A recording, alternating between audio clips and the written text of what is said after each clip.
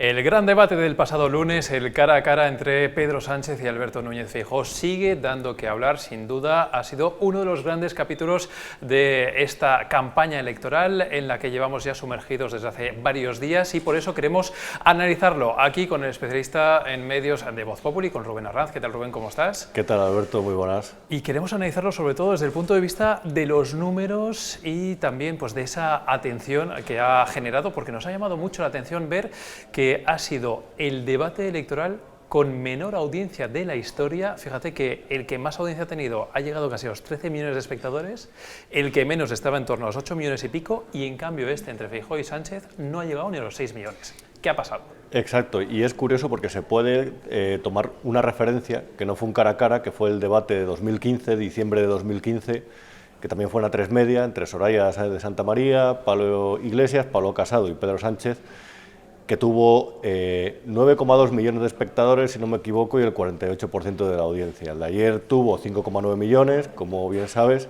y el 46,5%. Me he preparado aquí una lista con los más vistos para comparar. El que más, como bien decías, fue el Zapatero Rajoy de febrero de 2008, que fueron 13 millones de espectadores. Después hay un Rubalcaba Rajoy en noviembre de 2011, las elecciones de la crisis, después de que Zapatero anunciara que no iba a concurrir de nuevo a las elecciones, que tuvo 12 millones. Hubo un Iglesias, Sánchez, Casado, Rivera, que tuvo 8,8 millones, que es el 10º más visto. Es decir, esto puede un poco ayudar a cuadrar realmente lo que significó la audiencia de ayer. Hay varios factores aquí que yo creo que hay que tener en cuenta. Primero, que no había una señal institucional. De hecho, Radio Televisión Española la pidió la Junta Electoral Central y la Junta Electoral dijo que no, que era un debate que había conseguido A3 Media y que no tenía que distribuir la señal. Eso, evidentemente, siempre resta espectadores. Por otro lado, es julio. El consumo de televisión en julio y agosto es mucho menor que los meses fuertes. También es verdad que hay otro factor, que es que las competiciones deportivas funcionan muy bien. De hecho, casualmente ayer, si no me equivoco, el lunes, se cumplía 13 años de que España ganó el Mundial de 2010 y la final arrasó en audiencia, fue lo más visto, pasó de los 10 millones de espectadores. También ocurrió con la Eurocopa de 2008. Es decir,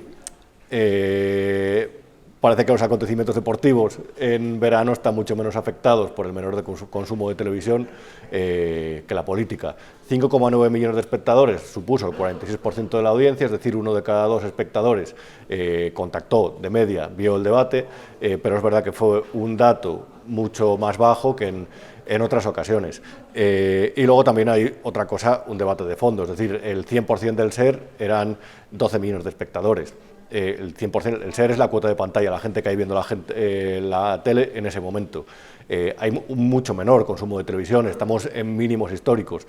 La gente, la que ponía antes el horario de máxima audiencia, su serie favorita o su programa de televisión preferido, ahora mismo se va a otras opciones de ocio, como pueden ser los streamers en Twitch, como puede ser Netflix o como puede ser la carrera en diferido de Fórmula 1 en DAZN. Todos esos factores influyen. Sé que es un análisis demasiado amplio que va más allá de lo político, pero creo que todo eso hay que tenerlo en cuenta. Y fíjate que llama además mucho la atención que es verdad que cada vez menos gente consume televisión, pero aún así parece mentira que no se enganche todo el mundo cuando hay un acontecimiento mayor como pueda ser el debate, el cara a cara entre los candidatos, ¿no? Pero es verdad que, mira, voy a hacer un símil un poquito forzado. Antes hablabas de las competiciones deportivas que sí que mantienen ese tirón, y es verdad que lo que vimos el lunes en televisión por momentos casi pareció como un ring de boxeo, porque es verdad que fue un debate muy atropellado, muy tenso, con constantes interrupciones. No sé qué te pareció a ti desde un punto de vista de la comunicación el tono del debate y lo que viste por parte de cada uno de los candidatos. Fue un tono bronco. Es curioso porque yo no sé si te fijaste, Alberto, si se fijaron las personas que nos vean en el momento de entrada al plató. La diferencia entre un Núñez Feijóo funcionarial, con gesto serio, casi se podía decir nervioso, después pataleaba debajo de la mesa. Es curioso, esas cosas que la realización casi no captó, pero que yo creo que ahí se intuían los nervios que tenía. También se refugiaba en los papeles, cuando debe ser el típico gesto nervioso, que generalmente es el de beber agua, el de refugiarse en los papeles y garabatear para ver lo que tiene que decir, para que no se le olvide, por lo menos para tratar de tomar oxígeno en un momento de nervios al principio del debate. Y mientras tanto, en la entrada, como decía, Pedro Sánchez hacía el famoso gesto de altivez con las manos, estaba como relajado, parecía un púgil salir, le faltaba Óscar López, que era su principal asesor, con la toalla y él con el albornoz, para demostrar la tranquilidad, o sea, la confianza con la que llegaba al debate.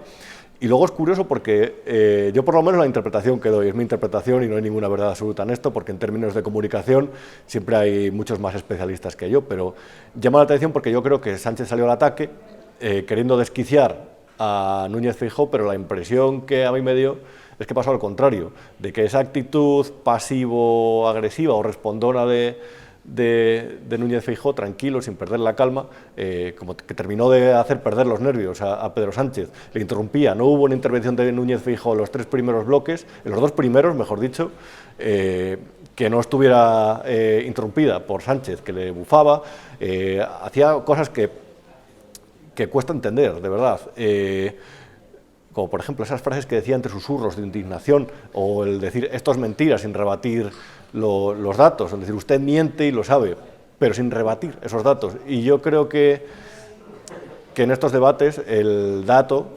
es clave para transmitir a las personas a las que te diriges, que no es el rival que tienes enfrente, sino las personas a las que quieres convencer para que te voten, de que eres un candidato informado, de que eres un presidente que sabe defender, y no es lo mismo presentarse como líder de la oposición que como presidente. Si eres presidente tienes que defender tu gestión, y eso se defiende con datos. Y en el bloque económico, por ejemplo, me llamó mucho la atención que no hubiera contrarréplica a los datos que exponía Núñez Feijóo de Sánchez. Y luego también hay una parte de gestión, un poco de expectativas, ¿no? Por una parte, es verdad que daba la sensación como que siempre se había dicho que Pedro Sánchez se manejaba muy bien en este tipo de escenarios, en el debate, pero también no sé si de alguna manera se habían rebajado muchas expectativas con respecto a Alberto Núñez Feijóo, que al final pues ha salido más airoso de lo que muchos esperaban. Está eso, y luego también esa parte de la imagen en la que, también fruto de las encuestas de los últimos meses, se ha creado un poco la imagen casi de que, como si el presidente casi fuera Feijóo y el que hay que derrotar es Feijóo y no Sánchez, que es el presidente saliente en este caso. Sí, es curioso porque Sánchez se ha puesto en el papel del underdog, ¿no? Es decir, del candidato perdedor siendo el presidente, y eso lleva como una pequeña distorsión, ¿no? Un presidente lo que tiene que vender, yo creo desde mi punto de vista, es que está preparado para seguir 4 años más y que el desgaste no es tanto quizás como dice que la prensa enemiga o la oposición, la prensa trampista, llama a las personas que se oponen o que denuncian los aspectos negativos de su gobierno.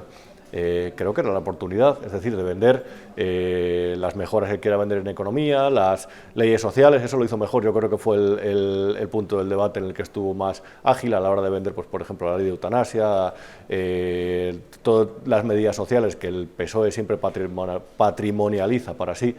Pero yo creo que Feijóo estuvo bastante más ágil, se supo defender, fue muy inteligente al proponer el pacto de comprométase conmigo a que gobierne la lista más votada, porque con eso lo que hizo es poner la pelota encima del tejado del PSOE sobre los pactos con Vox. Mire usted, mi objetivo es hacer gobierno, si gano las elecciones y usted facilita mi investidura, no tendré que pactar con Vox. En cambio, si la perjudica, que sepa que va a ser usted responsable también, subsidiario, de que Vox entre en el gobierno. ¿Cuál fue la respuesta de Pedro Sánchez? No quiso contestar. Se zafó durante un tiempo para no contestar sobre eso y al final, efectivamente, no contestó. Y mientras Núñez Feijóo ofreció eso, Pedro Sánchez básicamente le ofreció un compromiso para que rechazara o que condenara, le dijo, la frase que se ha puesto de moda en esta campaña, que es la de que te vote chapote. Parecen detalles, parecen tonterías, pero ahí se ve realmente que yo creo que uno lleva más el debate preparado para neutralizar los argumentos del otro y el otro iba básicamente a la defensiva. Y cuando un presidente encara una campaña a la defensiva, básicamente como censurando la opinión de todos los que le critican, pues yo creo que tienen las de perder. Y ayer, el lunes, yo creo que se vio con claridad. Y la última pregunta, Rubén, a la vista de los datos de audiencia que ya hemos comentado, ¿hasta qué punto crees que entonces este debate puede resultar decisivo de cara a las elecciones y hasta qué punto crees que, en fin, puede al fin y al cabo decantar la balanza hacia un lado o hacia el otro? Pues mira, yo la verdad no soy especialista, hablo un poco por lo que leo y por lo que puedo deducir. Es verdad que en los debates como al leer prensa, como al leer las redes sociales con contenido político, siempre hay algo que se llama el sesgo de confirmación. Es decir, solemos todos los espectadores ver con un ojo diferente al candidato al que más o menos apoyamos que al que denostamos, o incluso en algunos casos seguro que existe hasta desprecio incluso. Entonces eso evidentemente yo creo que influye en las conclusiones del debate. Sin embargo, es verdad que al ver las encuestas que como Voz Populi se publicaron después en los medios de comunicación sobre el debate, y a ver columnistas incluso de periódicos como el País, que han sido pro Sánchez, se ve, es verdad que hubo un reconocimiento de que Núñez Feijóo había ganado el debate. Yo lo creo también, realmente. Ahora bien, aquí básicamente hay varios factores en ese sentido. Primero, ¿para qué influyó el debate? Por ejemplo, para que las personas que iban a dejar de votar a Feijóo y iban a apoyar a Vox por cosas como los pactos de Extremadura, volvieran a depositar su confianza en Núñez Feijóo por la defensa que hizo ayer. Pues buena pregunta, puede que influya o puede que no influya. Yo sinceramente creo que influye menos de lo que parece.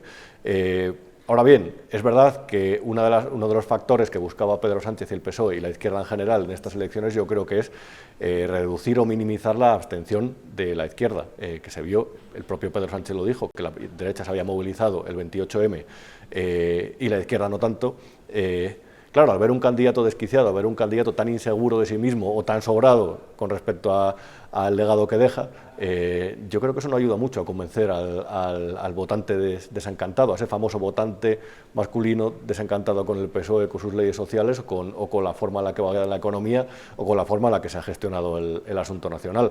Desde luego yo creo una cosa, un candidato que interrumpe y un candidato que va a la defensiva, creo que ningún debate tiene las de ganar y creo que su poder de convicción se reduce al máximo. Por lo menos estas, como ya te digo, como persona que no es especialista al respecto, son las conclusiones que saqué. Bueno, pues hablabas de la encuesta, que es verdad que hicimos una encuesta rápida en la que participaron miles de usuarios en Voz Populi, y te recomiendo que no te pierdas también la encuesta que vamos a publicar en Voz Populi también en los próximos días, que sin duda nos orientará mucho para saber qué es lo que puede pasar el próximo 23 de julio. Rubén Arranz, como siempre, muchísimas gracias por este análisis. Muchas gracias, de verdad.